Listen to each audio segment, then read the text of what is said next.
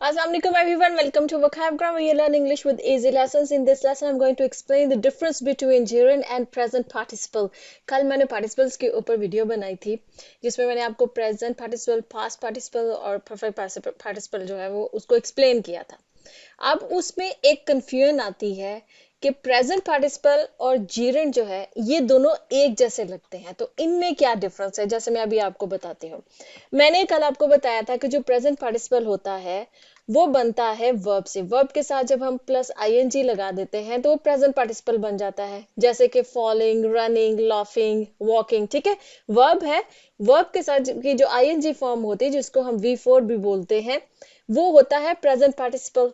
तो जीरेंड क्या होता है? जीरेंड भी तो वर्ब के साथ जब हम आईएनजी का इजाफा करते हैं V4 जो होता है वही जीरेंड होता है. जैसे कि रीडिंग, स्विमिंग, कुकिंग, डांसिंग, जैसे फॉलिंग, रनिंग भी बन सकते हैं जीरेंड. ठीक है, बाकी भी लाफिंग, वॉकिंग भी. ठीक, तो दोनों में फर्क क्या है? प्रेजेंट पार्टिसिपल भी वर्ब के साथ जब आईएनजी का इजाफा होता है V4 होता है, वो प्रेजेंट पार्टिसिपल भी वही होता है और जीरेंड भी वही होता है. तो दोनों में फर्क क्या है? देखिए, कल मैंने आपको एक चीज एक्सप्लेन की थी कि जो पार्टिसिपल्स होते हैं ना वो होते हैं, आगे जिन्होंने कल का लेसन नहीं देखा है उनके लिए मैं इन चीजों को दोबारा से जो है वो एक्सप्लेन कर रही हूँ कि पार्टिसिपल्स वो वर्ब्स होते हैं जो कि सेंटेंस के अंदर एडजेक्टिव का काम कर रहे होते हैं. एडजेक्टिव क्या होता है? वो किसी नाउन के बारे में हमें कोई एडिशनल इंफॉर्मेशन दे रहा होता है. जैसे टॉल गर्ल. ठीक है, गर्ल क्या है? नाउन है.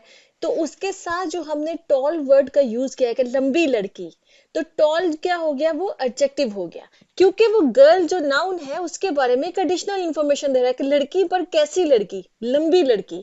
या छोटी लड़की, छोटे कद वाली, शॉर्ट गर्ल, तो शॉर्ट एडजेक्टिव हो गया, टॉल एडजेक्टिव हो गया. इसी तरह से फैट गर्ल, तो फैट क्या हो गया? एडजेक्टिव हो गया. ठीक है, एडिशनल इंफॉर्मेशन उस लड़की के बारे में प्रोवाइड हो रही है.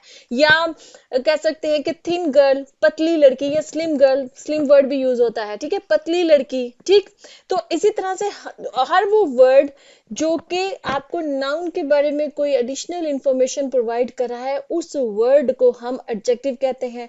लेकिन पार्टिसिपल के केस में क्या होता है कि जो V4 होता है वो ही एडजेक्टिव के तौर पे काम कर रहा होता है. मतलब कि वो ही आपको सेंटेंस के अंदर किसी नाउन के बारे में कोई एडिशनल इंफॉर्मेशन प्रोवाइड कर रहा होता है और वो V4 होता है. ठीक है, वो वर्ब की आईएनजी फॉर्म होती है, तो इसलिए हम उसको पार्टिसिपल कह देते हैं. अगर नहीं समझ में आ रहा है तो कल डिटेल लेसन मैंने अपने चैनल पे अपलोड किया है, आप जाकर उसको देख लीजिए, आपको डिटेल में समझ में आ जाएगी. अब आ जाते हैं जीरेंड. जीरेंड क्या होता है? जीरेंड एक्चुअली V4 ही होता है, वही V4 अगर वो सब्जेक्ट के अंदर नाउन के तौर पर इस्तेमाल हो रहा है तो फिर हम उसको जीरेंड कहेंगे. मतलब कि V4 ही अगर किसी भी सेंटेंस के अंदर एज एन एडजेक्टिव यूज हो रहा है तो हम उसको पार्टिसिपल कहेंगे. लेकिन अगर वो एज ए नाउन यूज हो रहा है तो हम उसको जीरेंड कहेंगे. और नाउन का काम क्या होता है? नाउन किसी भी सेंटेंस के अंदर या तो सब्जेक्ट होता है या ऑब्जेक्ट होता है. ठीक है, ये उसके उसके फंक्शन होते हैं सेंटेंस के अंदर. तो अगर कोई सब्जेक्ट वो आईएनजी फॉर्म में है या कोई ऑब्जेक्ट वो आईएनजी फॉर्म में है तो वो जीरेंड है.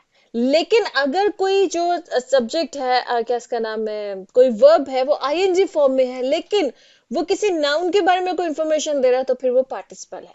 इसको मैं आपको आगे जाकर मजीद एक्सप्लेन करती हूँ एग्जाम्पल्स के थ्रू. जैसे हम प्रेजेंट पार्टिसिपल्स की ये कल यही वाली एग्जाम्पल्स मैंने कल के लेसन में आपको एक्सप्लेन की थी. जैसे ये the running water sounded soothing, कि जो बहता हुआ पानी है वो बहुत ही सूदिंग साउंड कर रहा था.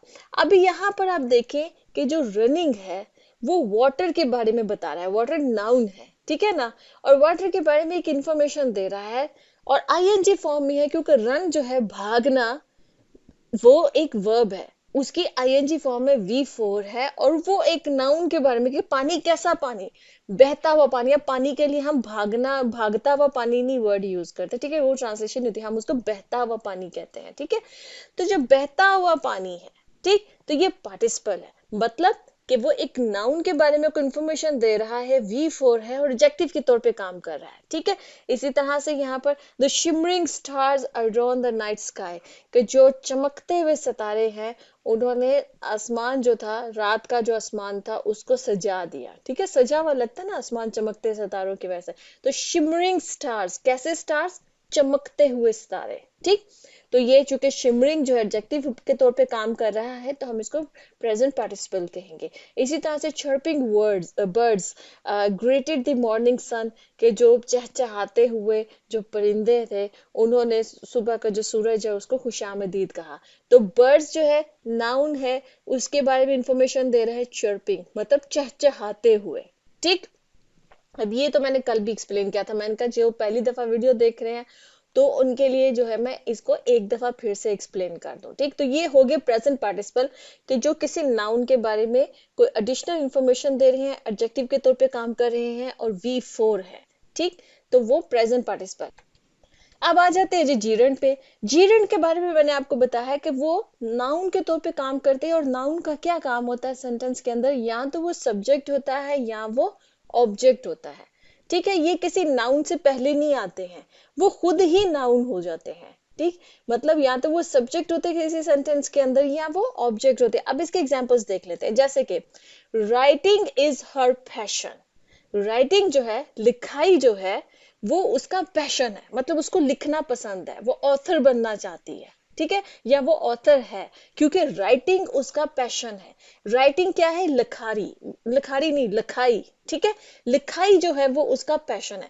यहाँ पर आप ये देखें कि राइटिंग जो है ये V4 है, राइट करना वर्ब है, उसकी ING फॉर्म है, V4 है ये। ठीक, लेकिन यहाँ पर ये एक सब्जेक्ट है, एक नाउन है, एक सब्जेक्ट है, तो इस वजह से ये जीरेंट है।